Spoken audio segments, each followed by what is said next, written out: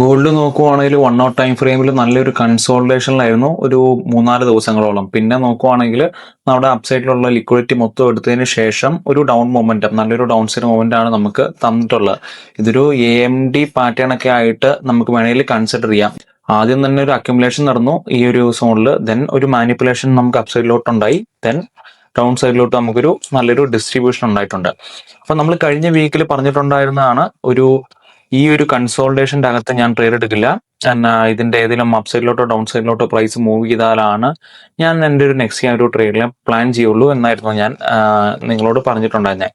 അതിന് നോക്കുവാണെങ്കിൽ ഈ കഴിഞ്ഞ വീക്ക് ഓൾമോസ്റ്റ് ഒരു 2 ട്രേഡ്സോളം എനിക്ക് കിട്ടിയിട്ടുണ്ട്. ഒന്ന് ഇന്നലെ ഫ്രൈഡേ ആയിരുന്നു എനിക്ക് കിട്ടിയിട്ടുണ്ടായിരുന്നു. നമ്മുടെ 5 മിനിറ്റിലായിരുന്നു എനിക്ക് എൻട്രി വന്നിട്ടുണ്ടായിരുന്നത്. ഇതായിരുന്നു ആ ഒരു എൻട്രി. നേരത്തെ ഒരു നല്ലൊരു സപ്പോർട്ട് അറ്റാക്ക് ചെയ്ത ഒരു ഏരിയ ബ്രേക്ക് ചെയ്തു.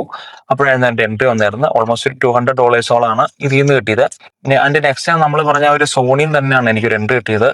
ആ ഒരു ഏരിയയിലെ ഒരു കൺസോൾട്ടേഷന്റെ അകത്ത് എനിക്കൊരു 15 മിനിറ്റിൽ നല്ലൊരു സപ്പോർട്ട് ഏരിയ എനിക്ക് ഐഡന്റിഫൈ ചെയ്യാൻ പറ്റി. അത് ബ്രേക്ക് ചെയ്ത് ക്യാൻഡിൽ ക്ലോസ് ചെയ്തപ്പോഴായിരുന്നു എനിക്കൊരു നല്ലൊരു എൻട്രി. നേരെ നമ്മുടെ ടാർഗറ്റ് അടിച്ചതിന് ശേഷം നേരെ സ്റ്റോപ്പ് ലോസ് ഹിറ്റായി. അപ്പൊ ഇതായിരുന്നു എൻ്റെ ഒരു 2 എൻട്രി സെറ്റപ്പും. അപ്പൊ നിങ്ങൾ ആരെങ്കിലും ഇവിടെ ട്രേഡ് എടുത്തിട്ടുണ്ടെങ്കിൽ നല്ലൊരു പ്രോഫിറ്റിലായിരിക്കും ഇപ്പൊ കറന്റ് ഉണ്ടാവുക. കാരണം ഗോൾഡ് നമ്മുടെ ഈ ഒരു മേജർ ആയിട്ടുള്ള ഈ ഒരു സപ്പോർട്ട് ഏരിയ അല്ലെങ്കിൽ ഒരു അക്യുമുലേഷൻ ഏരിയ ബ്രേക്ക് ചെയ്തതിന് ശേഷം നല്ല രീതിയിൽ ഡൗൺ സൈഡിൽ പോയിട്ടുണ്ട്. അതിന്റെ ഇപ്പൊ കറന്റ്ലി നിൽക്കുന്നത് നമ്മൾ നേരത്തെ പറഞ്ഞിട്ടുണ്ടായിരുന്ന ഒരു മേജർ ആയിട്ടുള്ള ഒരു സപ്പോർട്ട് ഏരിയയിലാണ് പ്രൈസ് ഇപ്പൊ നിൽക്കുന്നത്. അപ്പോൾ നെക്സ്റ്റ് വീക്ക് ഗോൾഡിൽ എക്സ്പെക്ട് ചെയ്യാൻ പറ്റുന്ന മേജർ ആയിട്ടുള്ള മൂവ്മെന്റ്സ്, അതുപോലെ തന്നെ ബിറ്റ് കോയിനിൽ എന്തായിരിക്കും നമുക്ക് നെക്സ്റ്റ് വീക്ക് കാണാൻ പറ്റുന്ന, അങ്ങനെ ഇമ്പോർട്ടന്റ് ആയിട്ടുള്ള കാര്യങ്ങൾ എന്തൊക്കെയാന്ന് നമുക്ക് നോക്കാം. അപ്പൊ വീഡിയോ എന്തായാലും ഫുൾ ആയിട്ട് വാച്ച് ചെയ്യുക. നമുക്ക് നേരെ വീഡിയോയിലോട്ട് പോവാം.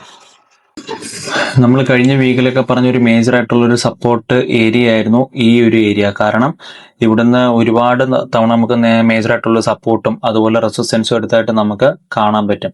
അപ്പൊ ഇതൊരു നല്ലൊരു സപ്പോർട്ട് ഏരിയ ആയിട്ട് തന്നെ ഇനി ഇത് ആക്ട് ചെയ്യും. അതുപോലെ മേജർ ആയിട്ടുള്ള നമ്മുടെ ഈ ഒരു സപ്പോർട്ട് ഏരിയ പ്രൈസ് ബ്രേക്ക് ചെയ്തതിനു ശേഷം ഇപ്പൊ കറന്റ് പ്രൈസ് ഹോൾഡ് ചെയ്ത് നിൽക്കുന്നതും ഈ ഒരു മേജർ ആയിട്ടുള്ള ഒരു നമ്മൾ പറഞ്ഞ ഒരു സപ്പോർട്ട് ലെവലാണ്.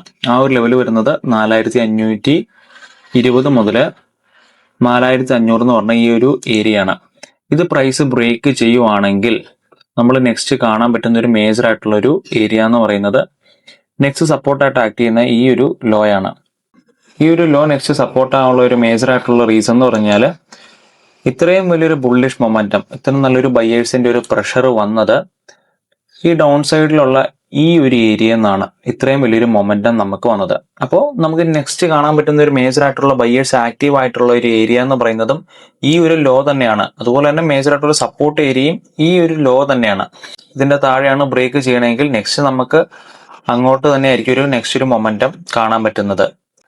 ഓക്കെ, രണ്ടാമത് നമുക്ക് ഇവിടുന്ന് എക്സ്പെക്ട് ചെയ്യാൻ പറ്റുന്നത് നമ്മുടെ ഈ മേജർ ആയിട്ടുള്ള ഈ ഒരു സപ്പോർട്ട് ഏരിയ പ്രൈസ് സപ്പോർട്ട് എടുത്ത് അപ്സൈഡിലോട്ട് പോവുകയാണെങ്കിൽ നമുക്ക് എവിടം വരെ എക്സ്പെക്ട് ചെയ്യാം എന്നുള്ളതാണ്. നമ്മുടെ നെക്സ്റ്റ് മേജർ ആയിട്ടുള്ള റെസിസ്റ്റൻസ് വരുന്നത് നോക്കുവാണെങ്കിൽ കഴിഞ്ഞ വീക്ക് നമ്മൾ പറഞ്ഞിട്ടുണ്ടായിരുന്ന ഒരു കൺസോൾട്ടേഷൻ ആണ് ഇവിടെ നടന്നുകൊണ്ടിരിക്കുന്നതെന്ന്. അപ്പൊ ഈ ഒരു കൺസോൾട്ടേഷൻ ഈ ഒരു ഏരിയയിൽ ഒരു സപ്പോർട്ടായിട്ട് ആക്ട് ചെയ്യുന്നുണ്ടായിരുന്നു. അപ്പൊ നമ്മൾ കുറച്ച് ലോങ് പീരീഡിലോട്ട് നമ്മൾ നോക്കുവാണെങ്കിൽ ഇവിടെ നമുക്ക് ഈ ഒരു ഏരിയ, ഇത്രയുള്ള ഒരു ഏരിയ നമുക്ക് നല്ല രീതിയിൽ സപ്പോർട്ടായിട്ട് ആക്ട് ചെയ്യുന്നതായിട്ട് കാണാൻ പറ്റും. നിങ്ങൾക്ക് നോക്കിക്കഴിഞ്ഞാൽ കാണാൻ പറ്റും പ്രൈസ് പ്രോപ്പറായിട്ട് ഇവിടുന്ന് വന്നു, ഈ ഒരു ഏരിയയിൽ നിന്ന് സപ്പോർട്ട് എടുത്ത് അപ്സൈഡിലോട്ട് പോയി, ദെൻ ബ്രേക്ക് ചെയ്തു ഈ ഒരു ഏരിയയിൽ നിന്ന്, ദെൻ വീണ്ടും ഇവിടുന്ന് റിജക്ഷൻ എടുത്തു, ഡൗൺ സൈഡിലോട്ട് പോയി, പിന്നെയും ബ്രേക്ക് ചെയ്തു, ഇവിടുന്ന് പ്രോപ്പറായിട്ട് സപ്പോർട്ട് എടുത്തു, അപ്സൈഡിലോട്ട് പോയി, ദെൻ ബ്രേക്ക് ചെയ്തു. അപ്പം നല്ല രീതിയിൽ സപ്പോർട്ടും റെസിസ്റ്റൻസും ആയിട്ട് ആക്ട് ചെയ്തുകൊണ്ടിരിക്കുന്ന ഒരു ഏരിയ ആണ് നമ്മുടെ ഈ ഒരു വരച്ചേക്കുന്ന ഒരു ഏരിയ. അപ്പൊ നെക്സ്റ്റ് മേജർ ആയിട്ടുള്ള റെസിസ്റ്റൻസ് എന്ന് പറഞ്ഞാൽ എന്താണ്? ഈ ഒരു ഏരിയ തന്നെയാണ്. 4670 മുതൽ 4637 എന്ന് പറഞ്ഞ ഈ ഒരു റേഞ്ച് ആണ് നെക്സ്റ്റ് മേജർ ആയിട്ടുള്ള ഒരു റെസിസ്റ്റൻസ് ലെവൽ എന്ന് പറഞ്ഞു കഴിഞ്ഞാൽ. ഞാൻ നെക്സ്റ്റ് വീക്കിൽ എങ്ങനെയാണ് എൻ്റെ ഒരു ഗോൾഡിലോട്ടുള്ള ഒരു ട്രേഡ് ഞാൻ പ്ലാൻ ചെയ്യണമെന്ന് ഞാൻ ജസ്റ്റ് ഒന്ന് എക്സ്പ്ലെയിൻ ചെയ്യാം. ഞാനൊരു 1 hour ടൈം ഫ്രെയിമിലോട്ട് ഞാൻ സ്വിച്ച് ചെയ്യുന്നുണ്ട്. നമ്മൾ കഴിഞ്ഞ വീക്ക് പറഞ്ഞ പോലെ തന്നെ ഒരു മേജർ ആയിട്ടുള്ള ഒരു കൺസോൾട്ടേഷൻ ആണ് ഇവിടെ നമുക്ക് കാണാൻ പറ്റുന്നത്. കാരണം മേജർ ആയിട്ടുള്ള സപ്പോർട്ട് ലെവലിൽ പ്രൈസ് വന്നു, ഇവിടെ ബയേഴ്സും സെല്ലേഴ്സും ഒരേ രീതിയിലാണ് ആക്ട് ചെയ്യുന്നത്. എന്താണ് ചെയ്യേണ്ടതെന്ന് അറിയാത്തൊരു സിറ്റുവേഷൻ. ഇവിടെ നമ്മൾ പോയി ട്രേഡ് എടുത്തു കഴിഞ്ഞാൽ നമ്മളാണ് ഇവിടെ ട്രാപ്പ് ആവുള്ളൂ. അതുകൊണ്ട് നമ്മളിവിടെ വളരെ കെയർഫുൾ ആയിട്ടിരിക്കണം. അപ്പോൾ കഴിഞ്ഞ വീക്ക് പറഞ്ഞ പോലെ തന്നെ ഇതിന്റെ അപ് സൈഡിലോട്ടോ ഡൗൺ സൈഡിലോട്ടോ എനിക്കൊരു മൊമെന്റം കിട്ടിക്കഴിഞ്ഞാലാണ് ഞാൻ പിന്നെ ട്രേഡിനെ പ്ലാൻ ചെയ്യുള്ളൂ. ഇപ്പൊ എനിക്ക് ഇതിന്റെ അപ് സൈഡിലോട്ടാണ് എനിക്കൊരു മൊമെന്റം കിട്ടണമെങ്കിൽ ഞാൻ ഒരു ലോവർ ടൈം ഫ്രെയിം ആയിട്ടുള്ള 15 മിനിറ്റിലോ അല്ലെങ്കിൽ 5 മിനിറ്റിലോ പോയിട്ട് ഞാൻ എൻ്റെ ട്രേഡിനെ പ്ലാൻ ചെയ്യും. അതായത് കൺഫർമേഷൻസും അതുപോലെ സപ്പോർട്ടും ലെവൽസും ഒക്കെ നോക്കിയിട്ട് ഞാൻ പിന്നെ ട്രേഡ്സ് നോക്കുന്നത് 5 മിനിറ്റിൽ 50 മിനിറ്റിലായിരിക്കും. അത് ഞാൻ മാക്സിമം നോക്കുന്നത് നമ്മുടെ ഈ ഒരു നെക്സ്റ്റ് റെസിസ്റ്റൻസ് ആയിട്ടുള്ള ഈ ലെവൽ ഉണ്ടല്ലോ, ഇവിടം വരെ ആയിരിക്കും ഞാൻ പിന്നെ ടാർഗറ്റ് വെക്കുന്നത്. അതുപോലെ തന്നെ എനിക്ക് താഴത്തോട്ടാണ് നല്ലൊരു ബ്രേക്ക് ഔട്ട് കിട്ടുന്നതെങ്കിൽ ഞാൻ ലോ ടൈം ഫ്രെയിമിൽ പോയിട്ട് എൻ്റെ എൻട്രീസിനെ പ്ലാൻ ചെയ്യും. ആൻഡ് എൻ്റെ ടാർഗറ്റ് വെക്കുന്നത് ഈ ഒരു ഏരിയ വരെ ആയിരിക്കും എൻ്റെ ടാർഗറ്റ് ചെയ്യാൻ നോക്കുന്നത്. അപ്പൊ ഇങ്ങനെയായിരിക്കും ഞാൻ ഒരു ഗോൾഡിലെ എൻ്റെ ഒരു എൻട്രീസ് ഞാൻ പ്ലാൻ ചെയ്ത് വെച്ചേക്കണേ. ബിറ്റ്കോയിന്റെ ഒരു കേസ് നോക്കുവാണെങ്കിൽ നമ്മൾ കഴിഞ്ഞ വീക്ക് പറഞ്ഞ ഒരു മേജർ ആയിട്ടുള്ളൊരു എൻ്റെ ഒരു ട്രേഡ് പ്ലാൻ ആയിരുന്നു ഇത്. ബിറ്റ്കോയിൻ നോക്കുവാണെങ്കിൽ ഞാൻ കഴിഞ്ഞ വീക്ക് പറഞ്ഞ ഒരു മേജർ ആയിട്ടുള്ള എൻ്റെ ഒരു ട്രേഡ് പ്ലാൻ ആയിരുന്നു. 1 hour ടൈം ഫ്രെയിമിൽ നമുക്കൊരു നല്ലൊരു കൺസോൾട്ടേഷൻ ആണ് പ്രൈസ് തന്നുകൊണ്ടിരിക്കുന്നത്. ഇത് പ്രൈസ് അപ്പ് സൈഡിലോട്ടോ അല്ലെങ്കിൽ ഡൗൺ സൈഡിലോട്ടോ ബ്രേക്ക് ചെയ്താലാണ് ഞാൻ എൻ്റെ ഒരു ട്രേഡിനെ പ്ലാൻ ചെയ്യുന്നത് എന്നായിരുന്നു ഞാൻ പറഞ്ഞിട്ടുണ്ടായിരുന്നത്. അത് ഗോൾഡിലെ ആ ഒരു സെയിം സെനാരിയോ തന്നെയാണ് ഇവിടെ നമുക്ക് കാണാൻ പറ്റിയിട്ടുണ്ടായിരുന്നത്.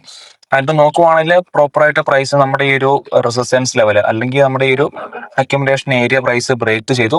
അതിനുശേഷം സപ്പോർട്ട് എടുത്ത് നല്ല രീതിയിൽ അപ്പ് സൈഡിലോട്ട് പോയി.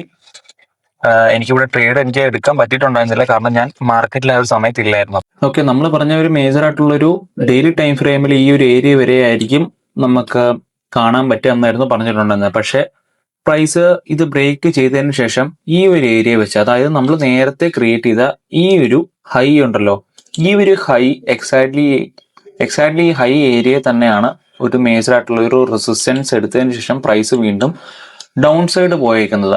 ഓക്കെ, ഇനി ഞാനിതൊരു ഹയർ ടൈം ഫ്രെയിമിലോട്ട്, അതൊരു 4 hour ടൈം ഫ്രെയിമിലോട്ട് സ്വിച്ച് ചെയ്ത് നിങ്ങൾക്ക് കാണിച്ചു തരാം. 4 hour ടൈം ഫ്രെയിം നോക്കുവാണെങ്കിൽ ഇതൊരു വലിയൊരു കൺസോളിഡേഷൻ ആണ് ഇവിടെ നടന്നുകൊണ്ടിരുന്നത്. നമ്മൾ പറഞ്ഞത് നമ്മുടെ ഒരു 1 hour ടൈം ഫ്രെയിമിൽ ഒരു സ്മോൾ ഈ ഒരു ഏരിയ വെച്ചിട്ടായിരുന്നു ഇവിടെ ഒരു കൺസോൾട്ടേഷൻ നടന്നത്. പക്ഷേ 4 hour ടൈം ഫ്രെയിമിൽ ഇവിടെ നമുക്ക് ഈ ഒരു ഏരിയ തന്നെ കിടന്നായിരുന്നു നമുക്ക് ഈ ഒരു വീക്ക് മുഴുവൻ പ്രൈസ് കളിച്ചുകൊണ്ടിരുന്നത്. ആൻഡ് ഈ ഒരു സാറ്റർഡേ ശനിയാഴ്ച നോക്കുവാണെങ്കിൽ നമ്മൾ പറഞ്ഞ ഒരു മേജർ ആയിട്ടുള്ള സപ്പോർട്ട് ലെവലിന്റെ താഴത്താണ് ഇപ്പൊ പ്രൈസ് കറന്റ് നിൽക്കണേ. ഇവിടെ നമുക്ക് നല്ലൊരു ക്യാൻഡിൽ ക്ലോസ് കിട്ടുവാണെങ്കിൽ, നല്ലൊരു ബ്രേക്ക്ഔട്ട് കിട്ടുവാണെങ്കിൽ നമുക്ക് നമ്മൾ നേരത്തെ പറഞ്ഞ ആ ഒരു ഡെയിലി ടൈം ഫ്രെയിമിലെ ഈ ഒരു ഏരിയ വരെ നമുക്ക് കാണാൻ പറ്റും. അത് ഓൾമോസ്റ്റ് 73,877 മുതൽ 72,877 എന്ന് പറഞ്ഞ ഒരു സപ്പോർട്ട് ലെവലാണ്. നമ്മൾ കഴിഞ്ഞ വീക്ക് മുതൽ പറയാൻ തുടങ്ങിയ ഒരു സപ്പോർട്ട് ലെവലാണിത്. അപ്പോൾ ഇവിടം വരെയാണ് ഞാൻ ടാർഗറ്റ് നോക്കുന്നത്. ഓക്കെ, ഞാൻ ഈ ഡെയിലി ടൈം ഫ്രെയിമിൽ അപ്സൈഡിലുള്ള ഈ ഒരു റെസിസ്റ്റൻസ് ഞാൻ ഒന്ന് ബ്രേക്ക് ചെയ്യുന്നുണ്ട്, കാരണം ഒരുപാട് ലെവൽസ് കാരണം കൺഫ്യൂഷൻ വരാതിരിക്കാതെയാണ്. ഓക്കെ, അപ്പോൾ ഫസ്റ്റ് സെനാരിയോ എന്ന് പറയുന്നത് ഇത് ബ്രേക്ക് ചെയ്തതിന് ശേഷം നമുക്ക് ഡൗൺ സൈഡ് ഈ ഒരു സപ്പോർട്ട് ലെവൽ വരെ പോകുന്നതാണ്. ആൻഡ് നമ്മുടെ രണ്ടാമത്തെ സെനാരിയോ എന്ന് പറയുന്നത് പ്രൈസ് കറന്റ് നിൽക്കുന്ന ഈ ഒരു സപ്പോർട്ട് ലെവലിൽ നിന്ന് സപ്പോർട്ട് എടുക്കുവാണെങ്കിൽ നെക്സ്റ്റ് നമുക്ക് കാണാൻ പറ്റുന്നത്, നമ്മൾ പറഞ്ഞല്ലോ ഈ ഒരു ഏരിയ നിന്നാണ് നമുക്ക് മേജർ ആയിട്ടുള്ള റിജക്ഷൻ കിട്ടിയത്. അപ്പൊ ആ ഒരു റിജക്ഷൻ കിട്ടിയ ഒരു ഏരിയ തന്നെയാണ് നമുക്ക് നെക്സ്റ്റ് ഒരു ടാർഗറ്റ് എന്ന് പറഞ്ഞത്. കാരണം ഇവിടെ ഒരു തവണയല്ല 2-3 തവണയാണ് ഇവിടെ മേജർ ആയിട്ടുള്ള ഒരു റെസിസ്റ്റൻസ് എടുത്തത്. നോക്കുവാണെങ്കിൽ കാണാൻ പറ്റും 1, 2, 3 ഒരു 3 തവണയോളം നല്ലൊരു റിജക്ഷൻ കിട്ടിയ ഒരു ഏരിയ ആണ്. ഇനി നല്ലൊരു റെസിസ്റ്റൻസ് ഏരിയ ആയിട്ട് തന്നെ ഇത് ആക്ട് ചെയ്യും. അതുകൊണ്ട് തന്നെ പ്രൈസ് ഇവിടുന്ന് സപ്പോർട്ട് എടുക്കുവാണെങ്കിൽ ഈ ഒരു റെസിസ്റ്റൻസ് ഏരിയ വരെ ആയിരിക്കും നമ്മുടെ ഫസ്റ്റ് ടാർഗറ്റ് എന്ന് പറഞ്ഞു കഴിഞ്ഞാൽ. ഓക്കെ, അതുപോലെ തന്നെ നോക്കുവാണെങ്കിൽ ഇത് ഇത്രയും നാളും നല്ലൊരു 1 വീക്കോളം നമുക്ക് നല്ലൊരു കൺസോളേഷൻ ആണ് ഈ ഒരു ഏരിയ കിടന്ന് നടന്നുകൊണ്ടിരിക്കുന്നത്. അതുകൊണ്ട് തന്നെ പ്രൈസ് ഈ ഒരു ഏരിയയിൽ നിന്ന് മേടിച്ചവരും ഈ ഒരു ഏരിയയിൽ നിന്ന് ബൈ ചെയ്തവരുടെ ഒക്കെ ഒരു സ്റ്റോപ്പ് ലൂസ് എന്ന് പറയുന്നത് ഈ ഒരു ഡൗൺ സൈഡിലാണ് കറന്റ്ലി ഉള്ളത്. അപ്പോൾ അത് മനസ്സിലാക്കി നമ്മുടെ ഈ ഹെഡ്ജ് ഫണ്ട്സ് അതുപോലെ തന്നെ വലിയ വലിയ ഇൻസ്റ്റിറ്റ്യൂഷൻസ് ഇവരൊക്കെ നമ്മുടെ ലിക്വിഡിറ്റി ഹണ്ട് ചെയ്യും. കറന്റ്ലി നോക്കുവാണെങ്കിൽ ഇതിന്റെ താഴെയാണ് പ്രൈസ് വന്നത്. മേ ബി അതൊരു ലിക്വിഡിറ്റി ഹണ്ട് ആവണമെങ്കിൽ നല്ലൊരു വിക്കോട് കൂടിയുള്ള ക്യാൻഡിൽ അല്ലെങ്കിൽ നല്ലൊരു റിജക്ഷൻ കിട്ടി അപ്പ് സൈഡിലോട്ട് പോവാണെങ്കിൽ നമുക്ക് നമ്മുടെ AMD പാറ്റേൺ ഉണ്ടല്ലോ, അക്യുമുലേഷൻ മാനിപ്പുലേഷൻ ഡിസ്ട്രിബ്യൂഷൻ, ആ ഒരു പാറ്റേൺ ആണ് നമുക്ക് കൺസിഡർ ചെയ്യാൻ പറ്റും. ഈ ഒരു ലെവൽ എന്തായാലും ഒന്ന് വാച്ച് ചെയ്യുക. പ്രോപ്പർ ആയിട്ടൊരു കൺഫർമേഷൻ കിട്ടിയിട്ട് മാത്രം ഈ ഒരു ഏരിയയിൽ നിന്ന് ട്രേഡ്സ് എല്ലാം പ്ലാൻ ചെയ്യുക. അപ്പൊ ഇതാണ് നമ്മുടെ ബിറ്റ്കോയിന്റെയും ഗോൾഡിന്റെയും മേജർ ആയിട്ടുള്ള ലെവൽസും അതുപോലെ ഇമ്പോർട്ടന്റ് ആയിട്ടുള്ള ഏരിയാസും.